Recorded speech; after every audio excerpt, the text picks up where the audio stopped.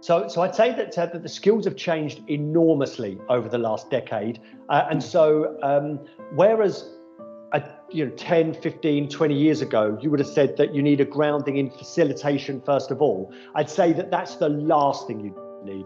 What you need now is you need product management skills. Product management skills, which you will develop outside of learning and development, will help you to put your arms around a problem. That will help you to consult, to seek and understand enough data. You don't have to be a data scientist, but enough data.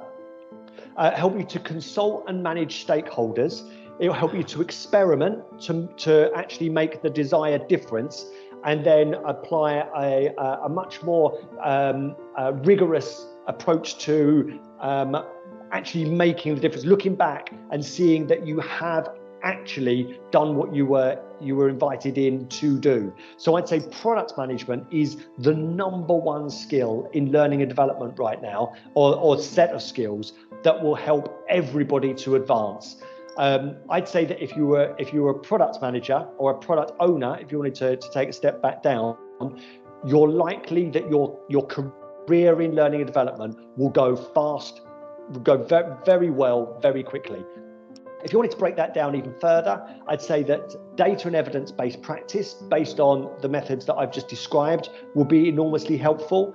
Agile methodology would help with all the ceremonies involved in that, so that you could move purposefully and quickly in order to solve real problems. And digital content development or digital marketing skills would be hugely beneficial as well. Those would, the vast majority of the time, help learning and development solve 80% of the problems within their organization.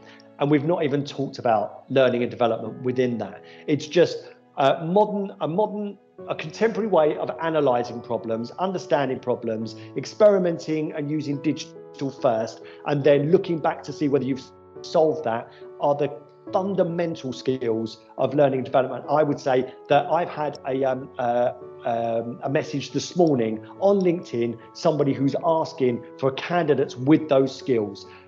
You will be hired and your career will fly with those.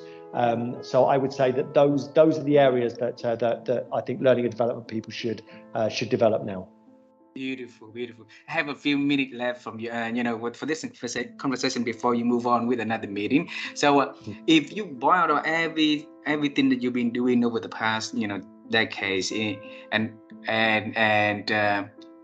what contributes to your success, David? Just in the few words. So I'd say that my career really took off at Disney, and that was what really helped me there. Is that I wanted to know how to be successful at Disney. And the way that I did that is that I sought role models and mentors, and I figured out what was working for them, that if I tried it on, I could authentically absorb that and I could get on. So I figured out within that context and every context since how to be successful in that company, in that role, in order to achieve what I wanted to within that. I was promoted 3 times in 6 years and went from advisor to director at Disney in that time, which was, it's pretty unheard of. And that's because I figured out how to get the right stuff done. So my advice to anybody would be, truly understand the context in which you're working. Seek role models first.